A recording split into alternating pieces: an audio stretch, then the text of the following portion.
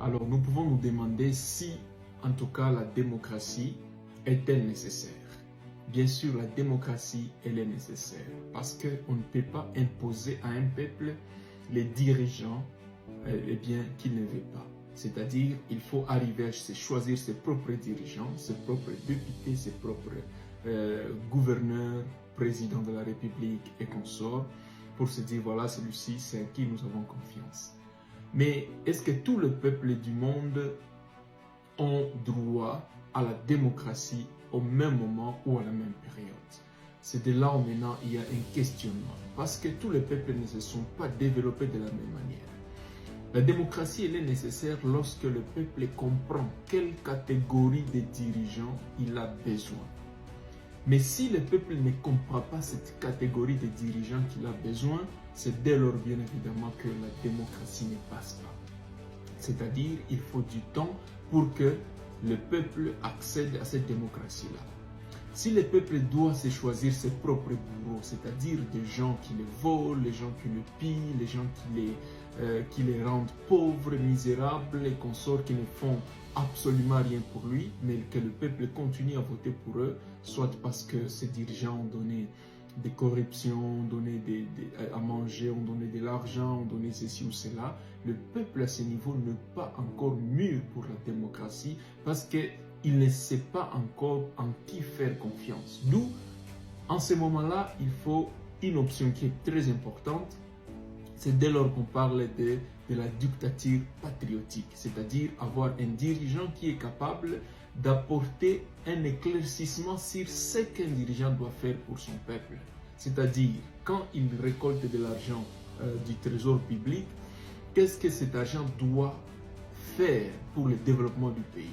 Comment cet argent doit être affecté pour acheter, par exemple, pour construire des routes, pour construire des écoles, des hôpitaux, pour payer des bourses d'études, par exemple, pour créer des emplois, financer l'entrepreneuriat, ou soit, par exemple, pour sécuriser les pays avec la motivation de militaires, de policiers, des agents de renseignement et consorts. Bref, un fonctionnement normal et global de l'État.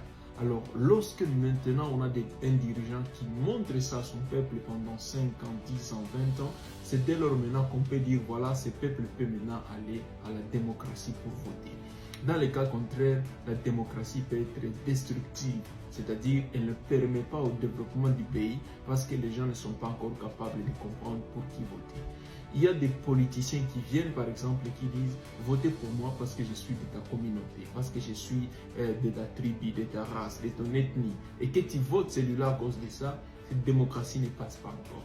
Quand tu votes quelqu'un parce qu'il t'a donné quelque chose comme argent par exemple, la démocratie ne passe pas parce que l'argent qu'il t'a donné ne suffit pas comme dirigeant. C'est-à-dire il y a des responsabilités qu'il doit encore remplir au-delà de ça, mais que lui te montre que ça suffit comme ça. Si tu dois voter un député parce qu'il a construit un pont, tu dois voter un député parce qu'il a payé par exemple l'argent des études pour ton enfant et que tu votes pour lui, cette démocratie ne passe pas parce que ce n'est pas ça le rôle d'un député.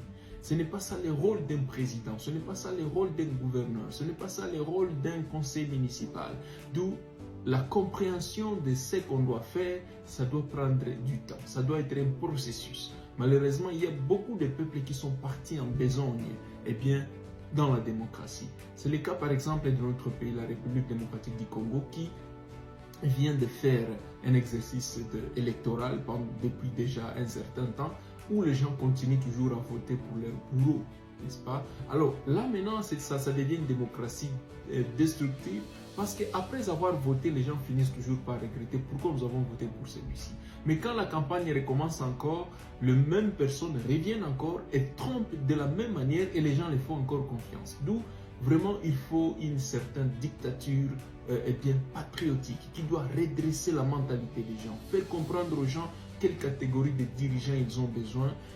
C'est dès lors maintenant qu'on peut instaurer une démocratie pour permettre au pays de se développer.